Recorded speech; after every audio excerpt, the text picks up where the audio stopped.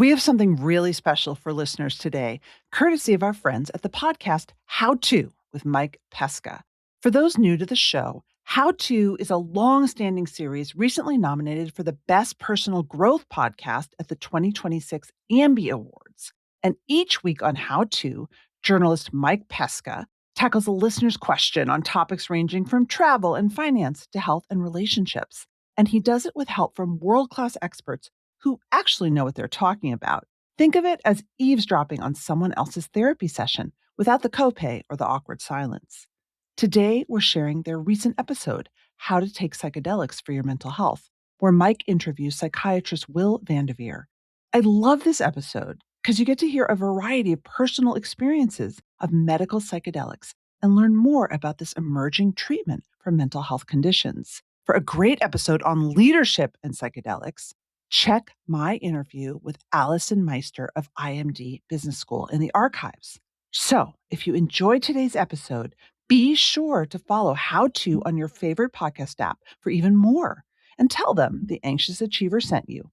All right, here's the episode. I tend to think about ketamine like a tow truck getting you out of a ditch, but you're not going to want to ride around town on the back of a tow truck for the rest of your life. Welcome to How To. I'm Mike Pesca. Picture yourself on a boat on a river where all your childhood trauma melts into marshmallow pies. Somebody calls you. It's your monkey brain, rudely, but now all fades into smiles. All right, that intro did a lot. It was a bad Beatles cover. It was a hoary description of a psychedelic trip, but all I can access, I have to admit, a naive depiction of how psychedelics might help heal the mind or metabolize old trauma. But I want to know more. This is such a new and I think promising area of growth and therapy. I bet you know, like I know, so many people who are interested in using psychedelics as therapy, or maybe who are doing it themselves. And some of these people are funny. Some are vegan, some are Buddhist, some are Jewish, some are from New Jersey. But we needed a person who was all of that. I am Myq Kaplan. I am a stand-up comedian. I am a human being, and I am someone curious about psychedelic therapy. So, Mike, how are you? I'm well, thanks for having me. Always happy to chat with you. Isn't that the correct question that one asks in therapy? Oh, how are you? I think that's a big one. I'm no therapist myself, but I did study psychology in my undergrad life, and that was covered in our first class, and the only thing I remember. Yeah. What drew you to psychology? I double majored in philosophy and psychology. I didn't know going in that I wanted to, but I think the brain it's one of the more fascinating parts of the body. And so, I guess I had questions like why and how, and even how to. So early on, I was preparing for this very moment. But, I was taking a variety of classes, and I had some good teachers and wanted to learn about how people work, because I don't know if I mentioned this, but I'm a person. Yeah, the human thing.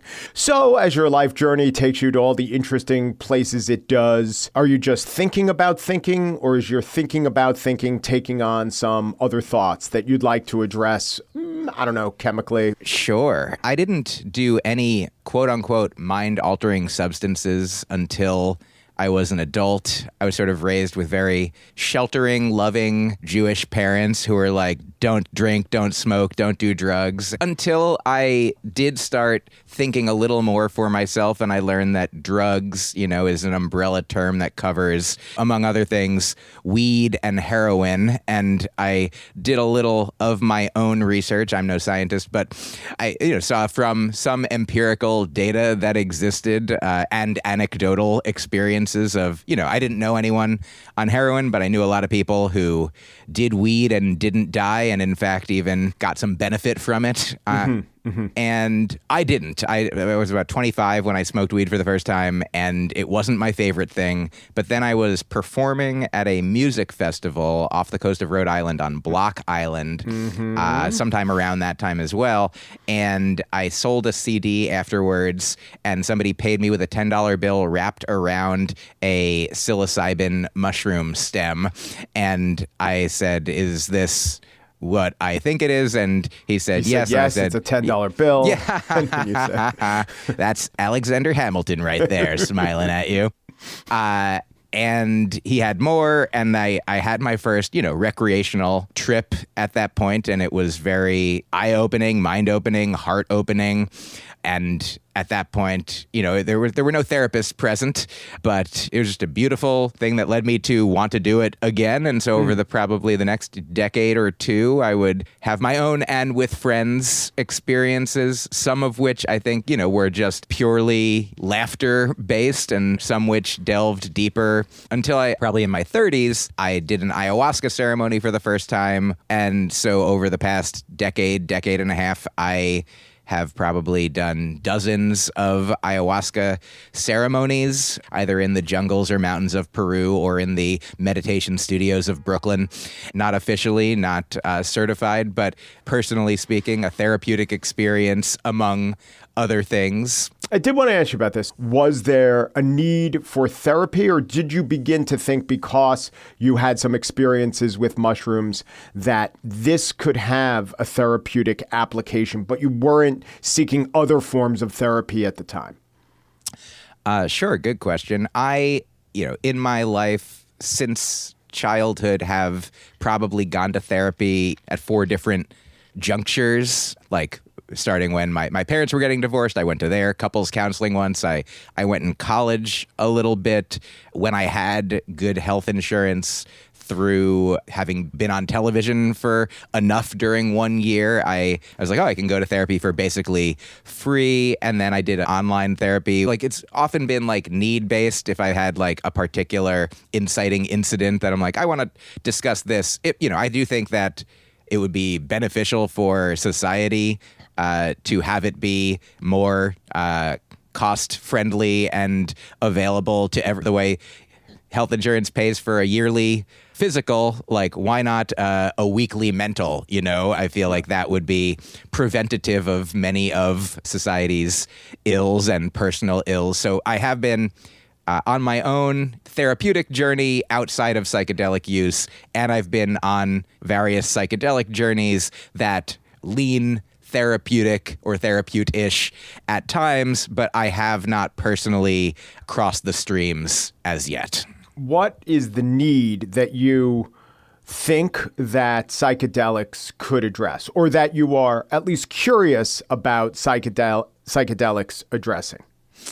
Personally, my dream of therapy, I had this idea that I would go and I would tell them everything that I was thinking and feeling and all the details of my life for them to say, that sounds about right. You're fine. What's funny is when I did the BetterHelp therapy, which was maybe a couple years ago, I had a therapist who had the same first name as my mother, which I don't think should be allowed. And I did basically share all of what I was experiencing. And at the end of that first session, she said, well, I think you are okay, which I don't know if that's technically what's supposed to happen. But, I was like, my dream. It's not smart for business. I know that.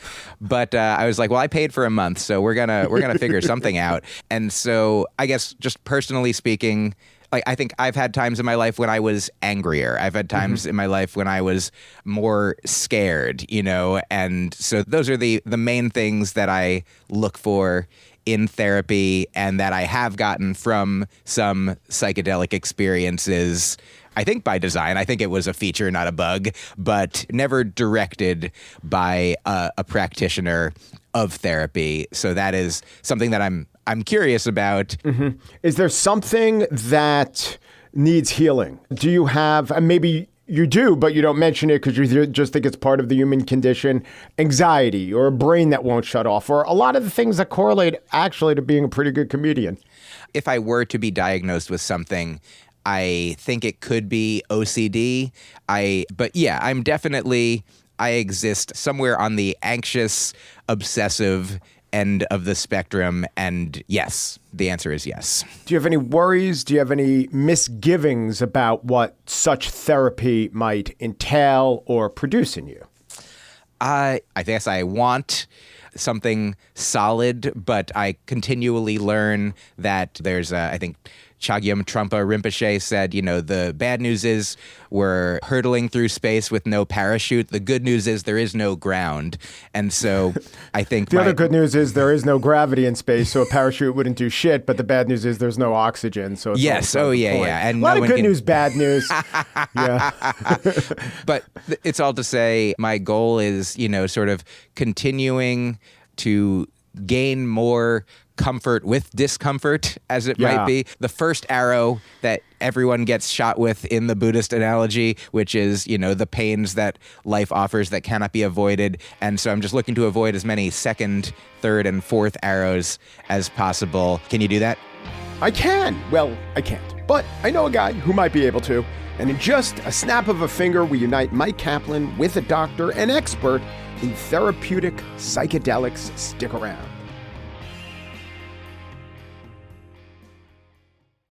Hello and welcome back to How To. Before the break, we heard from Myq Kaplan, comedian, philosopher, dabbler in ayahuasca, experiencer of plant medicines, and mushrooms given as partial payment for a CD. Remember CDs?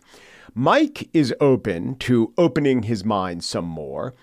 Is that a good reason to take some psychedelics? And if so, what kind of psychedelics? Luckily, we have a shaman of our own standing by. I'm Dr. Will Van der Veer. I've been a psychiatrist for about 25 years. I got pretty dissatisfied with psychiatry and went looking for better answers, which landed me in the work of psychedelic therapy. So from what you heard from Myq, I don't know if we violated any sort of podcaster or client privilege by letting you in on that. Do you hear that sort of interest a lot from people who might be coming to you saying, is this sort of therapy right for me? Well, there's definitely a range of severity of what brings people to psychedelic therapy. And what Myq was describing, I would say, is on the milder end of the spectrum. I wouldn't say what his BetterHelp therapist said, that there's nothing to talk about here. I think there's plenty to talk about. And, I totally agree with what Myq was saying about the human condition and the suffering of change. It's something that I think is naturally sort of hardwired into human nature, that we are looking for a place to stand, like an iceberg or, some kind of solid ground, but the thing is always melting under our feet, as he described. So that is a constant source of disturbance. And so how we relate to the disturbance of being a human being is really important to mental health. And so there's a concept that we've learned from psychedelic therapy research that comes from watching how electrical patterns in the brain function before, during, and after psychedelic therapy. And what we see is that the very strong attachment to having things be the way they are, including who I am, like my attachment to my identity, my attachment to my reality, to my way of life, as tight as that can be, psychedelic therapy can open that up for a period of time where people can feel the fresh air coming into their mind of, well, wait, maybe there's different ways to look at life. There's different ways to live. And can I ask you, is that an analogy or is that a physical change? The observation by functional MRI is a physical change. It's been described as shaking the snow globe. So you got a certain vision of like what's inside that snow globe, and then you shake it up and things look different afterwards. So then the question becomes, how tight or how loose is this person coming into psychedelic therapy? And Myq presented a great example of what I think is more the common pattern in American life today, which is there's a lot more changing than there ever has been. There's a lot less that we can count on. And so there's more anxiety. Right. And so within that anxiety, the human thing is to tighten down and clamp down. But what the promise of psychedelic therapy for someone like Myq on the mild end of the spectrum is that you could have this approach to life loosen up and become more relaxed. And the researchers call this psychological flexibility, the ability to face life's challenges, or as Myq was talking about, the different types of suffering that the Buddha talked about, with more equanimity, more poise, more relaxation, less fear, less clamping down. Now, most people come to psychedelic therapy for the more severe end of the spectrum of what they're dealing with. So we could also talk about that. Yeah, we are using, and maybe you were taking the cues from me, as I believe a good therapist would, talking about broadly psychedelics. But there's ketamine, there's MDMA. Are those the same thing? How do they work? And how robust are the findings that they do work? So the three main chemicals we should be talking about, the one Mike mentioned, psilocybin, coming from mushrooms, which is currently only available in Oregon and Colorado, by the way. Everywhere else, it's illegal. Peru. Or right, exactly, outside the U.S. Ketamine, which is on DEA Schedule 3, meaning it's considered to be about as safe as Valium or a benzodiazepine category medicine. Controlled substance, but relatively safe and well-established. And then the third one is MDMA, which is not legal in any country at the moment. Okay, let's start with ketamine. So the work with ketamine, which is probably the place to start, widely available, legal in all states, has very robust evidence to support its use in depression, primarily. There are some studies on treating PTSD and even obsessive compulsive disorder with ketamine, but 95% of the research is on depression. It has dramatic benefits for depression that happen pretty quickly for the people it benefits. Like anything, it doesn't work for everyone, but it has, in the research showing its effectiveness for depression, it causes about a 50% reduction in symptoms in about 70% of people within the first 24 hours. So that's pretty substantial impact. The trouble with ketamine is that the benefits often wear off relatively quickly. And for someone like me, my goal is to get people through psychiatry and put it behind them as quickly as possible. I'm not interested in having people limp along and get sort of a partial benefit. Putting people into maintenance ketamine treatment, to me, is sort of the opposite of what I'm looking for in a psychedelic therapy, where I want to do an intervention that's short term. Do you have to keep upping the dose to get the same effect? In some cases, yes, with ketamine. Yep. Mm-hmm. And now tell me about MDMA. What's promising about that? Why isn't it on the market yet? MDMA went all the way up to the end of phase 3 in 2024. It got denied by the FDA on the basis of a few details that didn't get done in the phase 3 study. Yes. There is still hope that it could be approved. So it stumbled at the end of phase 3, unfortunately.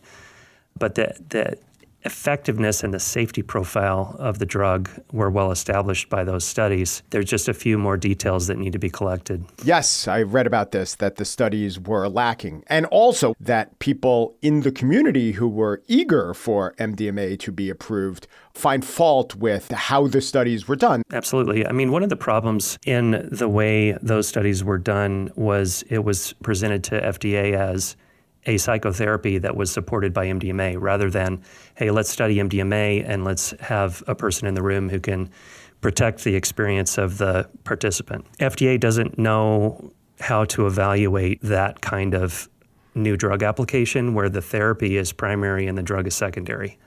So I think that created problems. Right. And a number of the opinions of the experts that the FDA hired reflected that those experts, so-called experts, didn't know anything about psychedelic therapy. And there was even one expert on the panel who said, I don't understand why we're even talking about this. We already have effective treatments for PTSD. And when I look around, I see 10 million people in America with PTSD and 22 veterans a day killing themselves. I don't agree with that opinion. Yeah. Mike, have you ever, and will caveat this by saying you toured the country. I'm speaking only hypothetically of Oregon and Colorado. But have you had any experience with ketamine? I one time had an experience with ketamine somewhere where it was totally legal to do it with a certified comedian friend. And with a fish t-shirt, yes. Yeah, ketamine is something that, I feel like I've had numerous experiences on other psychedelic substances such that, the first time I did ayahuasca, the guide said to me, have you done this before? And I said, no. And he said, have you done mushrooms? And I said, yes. And he said, good. It's very different. But it, sort of, at least there's a category of like, if you've eaten food, you're like, I know how food works, even if I've never tasted this flavor of food. And like, so there's these different flavors of psychedelics, but ketamine my experience with it was a wholly different. I mean, I would have to have more experiences with it to sort of triangulate to be like, was this an outlier? They all make my body feel different. They all make my mind and consciousness do something different. But I do have one other quick question for you, Doctor. When you're a therapist, in general, you probably have some experiences going to therapy before you practice on others. Like before you started doling out ketamine, was it part of the process where you experience it yourself? Yeah, it was. It was a training that I went to in 2017 for ketamine in particular, that when I was given ketamine, I didn't know the dosing range as intimately as I now do, but at the time, the person who was running that training gave me a very high dose of ketamine, and it was a very challenging after experience. It's a long story, but it opened up something in my psyche that needed a lot of healing, and it took a while for that to come back together. But in the end, it was really useful and really productive to have that experiance. I want to be clear. It opened up something that needed healing in a good way, or it caused you a wound? Which are you saying? That's a great question. I mean, I think the difference between interpreting something as a wound or something that needs to be healed depends on how the process goes of working with it, maybe. I had the resources to work with that, and it was an early childhood experience of abandonment, and also it was mixed in with this kind of spiritual moment of what felt like to me in the moment of like my soul coming into my body but right before birth. And I somehow knew how painful my childhood was about to be. And I was just, as I was coming back into my body off the ketamine, I was shouting no at the top of my lungs because I didn't want to face the pain that I knew was in front of me. So I don't know if you call that a wound or an opportunity, but for me, it ultimately felt like an opportunity. I guess it depends on, let's posit that there's something called reality, how actually traumatizing your childhood was, as opposed to, injecting into your consciousness this perception that there was all this great pain. Right. I mean, it's all relative, right? I mean, when you're coming up in your childhood and things are happening, you don't know that there's a different setting in a different home, not so much, right? I mean, you're dealing with what you're dealing with. I had a parent who was a substance addict who went to prison and almost bankrupted the family, and there were gangsters showing up, knocking on the front door, looking for this person, threatening to kill him, and so on. So at the time, growing up in that environment, I thought that was pretty normal. I didn't know any different. But it took a lot of therapy for me to actually acknowledge that I was in terror a lot as a child. Yeah. I'm gonna call that real trauma. Let me consult with my colleague here. Mike, what do you think? Yeah, I also just want to hang a lantern on. I like the sentence, let's posit that there is something called reality. Well, you're a Buddhist, of course you would. We'll revisit that. But I do think also what we're experiencing as real, like we all have childhoods, and if you could learn about everyone's experience and then be like, okay, what's average, what's common, what's anomalous. But I guess just want to make it clear, it seems like the ketamine experience you had didn't create the pain that you felt. It more was like a black light illuminating something that was there that you had been like living with and dealing with, but not addressing as full on. And Mike, is there something there that you identify with?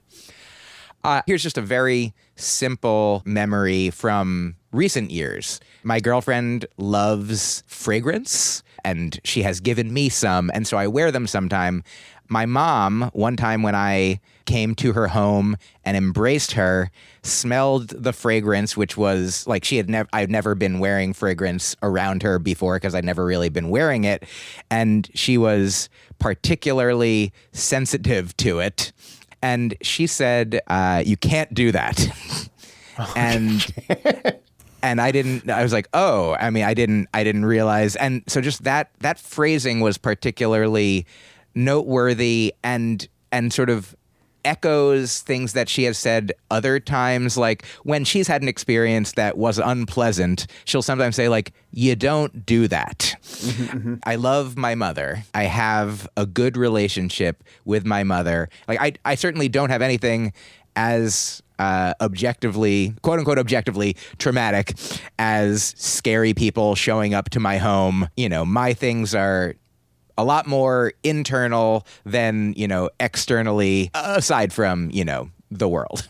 So, Dr. Van der Veer, other than the fact that we're wired to headphones and talking into cameras and microphones, this sort of thing must happen to you all the time. Someone comes to you, says, I have these issues or thoughts. They're somewhat contradictory. They're somewhat swirling around. I'm open to the idea of, now that ketamine's on the market, maybe something else. And then they're essentially saying to you, because what I hear Myq is saying, something like, would you tell me to do ketamine, or would it be okay if I did ketamine? So how might you deal with a person who was presenting this to you, as I'm sure many have? Right. Well, there's a whole process of evaluating the risks and benefits and talking about alternatives and, you know, what someone tried already. What is their readiness for change in their life? I mean, to me, I mentioned that ketamine wears off quickly for people and then they end up on maintenance treatment. My goal is to identify things that we can change and address that will help that person stay well after the ketamine helps them. I tend to think about ketamine like a tow truck getting you out of a ditch, but you're not going to want to ride around town on the back of a tow truck for the rest of your life. You know, you want to get back behind the wheel. And to do that, you've got to cover the basics. And most people who are dealing with chronic problems that I see, like depression or PTSD, you know, their diet's a mess, their sleep's a mess, their relationships are a mess. They might be sitting on the couch too depressed to get up and go anywhere. So there's a lot that we have to deal with in terms of just lifestyle and basic functional things that you can't really be well without, you know? Yeah.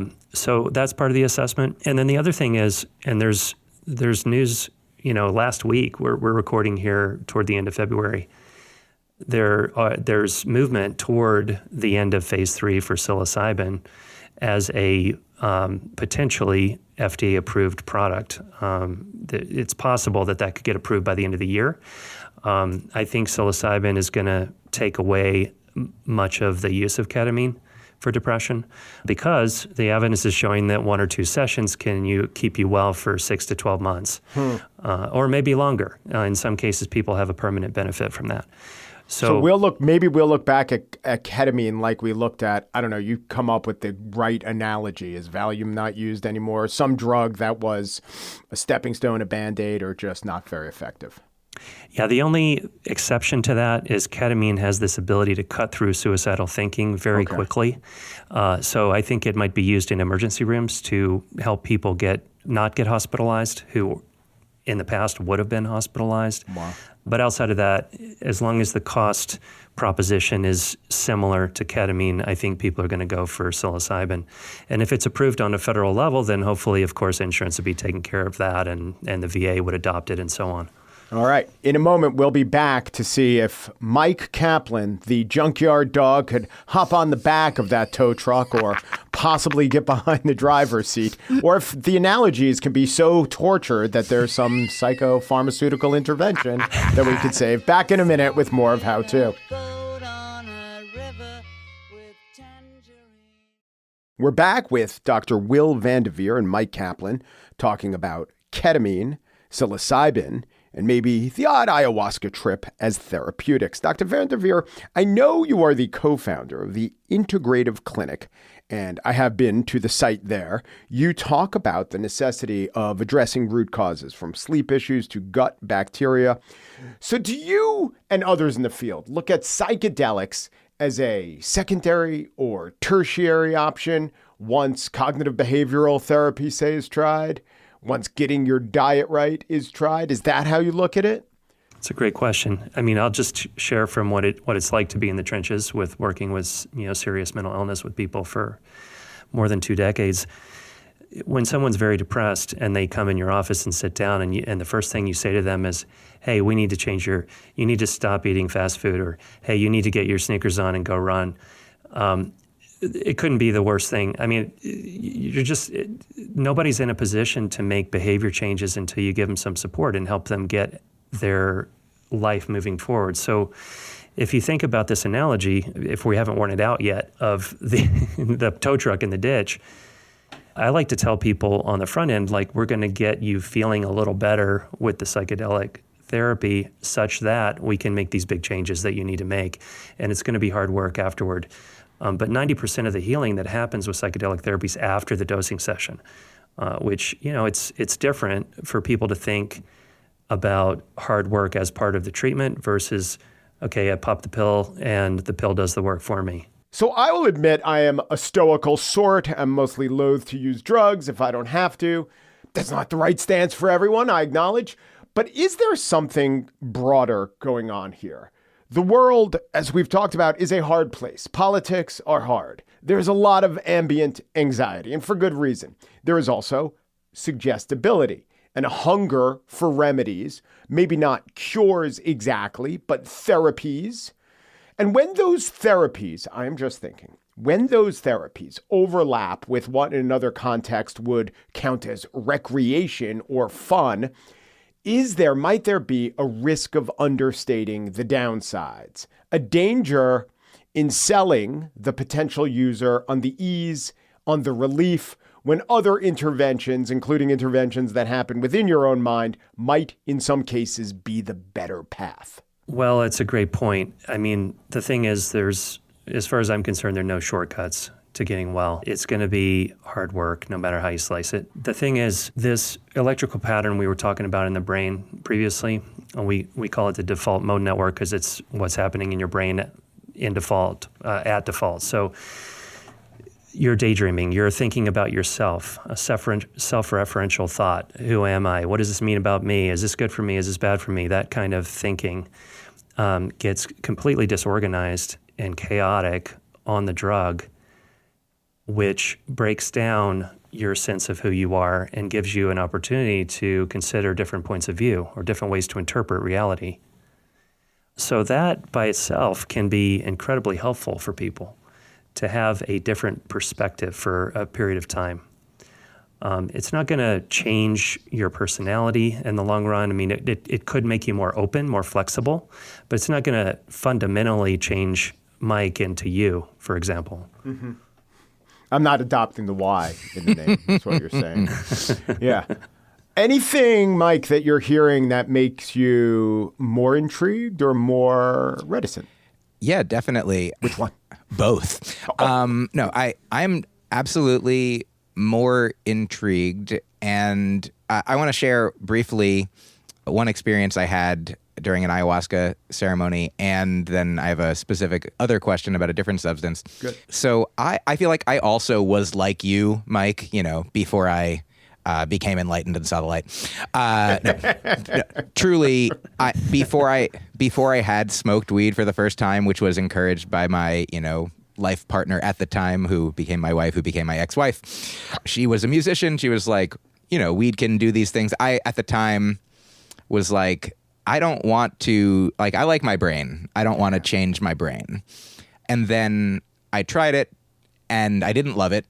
And then I tried mushrooms and I did love it. Well, here's the thing. Like Myq, I've had several dozen ayahuasca ceremony experiences in South America. It's been a big benefit and healing in my life, but there's a huge difference between ceremonies with ayahuasca in the traditional way. And I have to say it that way because there's a lot of sort of neo-shamans, sort of backyard, part-time, weekend shaman people who are not And I read your bio. Are you a shaman, or do you just say you believe in shamanism? I think shamanism is a valid format for understanding illness and healing. It's different from Western medicine, for sure. And it sort of hinges on disconnection being reconnected as a sort of theme in the healing process. But you're very much on your own in a traditional ceremony to sit with your own disturbance, to work through your own stuff. Even on a psychedelic, you can be telling yourself things that are actually not, they're distorted by your history, by your personality. And so the guide can challenge some of those distortions in a caring way and help you reflect on things and get a bigger perspective about your life. So it's quite different. The other thing is shamans don't have psychotherapy training or psychological training at all. And often they straight up discourage preparation or integration around the ceremony. There can be a view, which is really common in traditional environments, of the ceremony's the healing. You don't talk about it. You do your own work and come back in a month and drink some more medicine. I think that the North American neurosis, the condition that we're all in, and there's a spectrum, Sure. but the preparation and integration piece is key to make lasting change. In the ayahuasca ceremonies and communities that I've been a part of, it's common to see people come and go and come do another ceremony, but their life isn't really moving forward or changing much. And they might have a big insight and then I need to, change my such and such. And then you see them back in a month and you're like, hey, how'd that go with changing such and such? And it's like, what? I don't even remember telling you that. Well, that was a big insight from the last ceremony. I was tripping balls, dude. The other substance I'm curious if you have knowledge about, ibogaine, which I've heard is like an even more intense consciousness shifter. Yeah, ibogaine is really promising. It's kind of the topic that's hot right now, you could say, in the psychedelic community. For a while, it was like 5-MeO DMT is what everyone wants to talk about. Now it's ibogaine. Ibogaine is showing a lot of possibility with PTSD, also with traumatic brain injury. There was a Netflix series that I would recommend anybody go check out called In Waves and War that came out last fall that was followed special operations guys to Mexico to do ibogaine work. Really beautiful miniseries. I haven't used ibogaine personally, and I haven't prescribed it to anyone, but my understanding is more academic. It has some cardiac risks that have to be managed carefully. It can cause arrhythmias that can be serious during the session. It's also much longer. It's like a 48 to 72 hour experience. So I think it's going to be relatively difficult to mainstream into mental health care because the staffing of doing something intensive like that with medical supervision in 48 to 72 hours seems pretty difficult. So it might end up being an intervention. What I'm most excited about with ibogaine is actually opiate addiction. It seems to be incredibly powerful for people with that. Okay, so let's go through the actual substances and when they might be approved. We've talked about ketamine. It's out there. We've talked about the flaws that it acts quickly and suddenly, but then maintenance is an issue. MDMA was not approved by the FDA. When might it be approved? We think it could be a year or two. They may have to do another phase 3 study, so it's not clear when it would be approved. Psilocybin? Psilocybin, the news last week from Compass Pathways, which is a pharmaceutical company developing a pharmaceutical version, was positive, and it looks like they'll be able to apply for FDA review later this year. Ibogaine? Ibogaine is not even in phase 3 studies, so we're probably 2 or 3 years out, I would think, at least. Toad licking? No, anything else? Anything else that we didn't talk about? Let's be nice to the toads, man. Yeah. They haven't been handled well, in my opinion. Seriously? Yeah. Like, what do you mean? Well, so you're talking about 5-MeO DMT, which is a toad venom that it can be expressed out of the pores that hold the poison in the back of the toad, in the Sonoran desert toad. And the kind of traditional way to work with that medicine is to express the venom out of their back through these pores and then send the toad on their way. But obviously that's a much more labor-intensive and time-consuming way to do it. So, in more recent times with the popularity of 5-MeO DMT, these toads have been killed for their poison. And so they're endangered, actually. So it's a problem. Damn, ending on a down note for the toads.